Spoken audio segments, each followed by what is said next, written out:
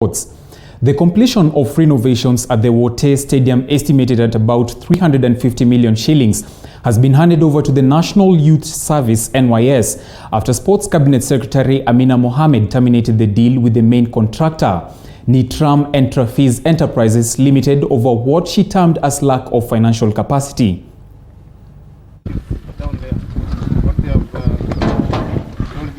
The crackdown to oust irresolute contractors tasked to upgrade stadium in the country has intensified after Sports Cabinet Secretary Amina Mohamed terminated the deal with the main contractor overseeing the renovations at the Wote Stadium in Makueni County. The stadium, which was commissioned in 2017 by Deputy President William Ruto, was handed over to NYS and Trafis Enterprises Limited for upgrading. However, according to Ambassador Amina Mohamed, the works at the stadium were 35% done and stalled ever since. In 2017, the government decided they needed a stadium here to develop and nurture the talent of the young people of Makueni. Those young people are adults now, so they never really benefited, right, from this project that the government started for them on their behalf.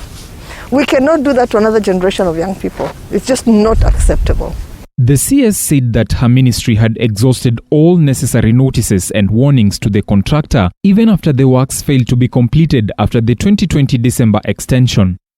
We have given almost 50% of the money that was required. Almost 50%. If you have 50% of my money, you better have 50% of my work done. Right? If you don't, you must have a very, very solid explanation. I've been waiting for that solid explanation since I joined the ministry. The PS Okudo, has been here so many times. It's almost become a second home for him. While handing over the project to the National Youth Service (NYS), CS Mohamed reiterated that Kenyan contractors have tainted their reputation by failing to complete projects in stipulated time, even as calls continue to be made to empower local contractors. And there is absolutely no reason that a Kenyan contractor cannot do this job. Half of our stadia are being constructed by Kenyan contractors. In 2 months, go and see what has happened in Kisumu. In 3 months, see what has happened at Jamhuri Park. Go to Kirigiti, it's barely 6 weeks. Barely 6 weeks. There is 10 times the work that has been done here. Elsewhere, a contractor tasked with renovating the Karatu Stadium in Gatundu South, Kiambu County, was Tuesday afternoon in trouble after being lashed at by Industrialization Cabinet Secretary Adan Mohamed, Energy Cabinet Secretary Charles Keter, and Foreign Affairs Cabinet Secretary Rachel Omamo, who toured the area to inspect the progress of the construction of the stadium.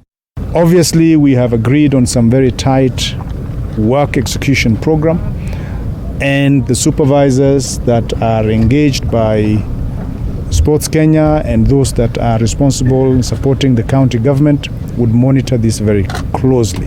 The stadium was allocated approximately 290 million shillings for completion, with a capacity of accommodating 4,000 fans. Industrialization Cabinet Secretary Mohamed saying the contractor has explained himself that lack of funds was the main hindrance. What we are seeing here is, I think, some serious disappointment in terms of the progress.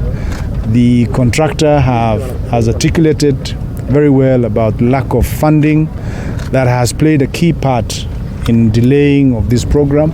This comes barely a week after the Sports Cabinet Secretary Amina Mohamed cracked the whip at the Kamarinyi Stadium, where she dismissed the initial contractor over the stalled project as the Ministry of Sports races against time to ensure a number of stadiums are ready for use by the end of December.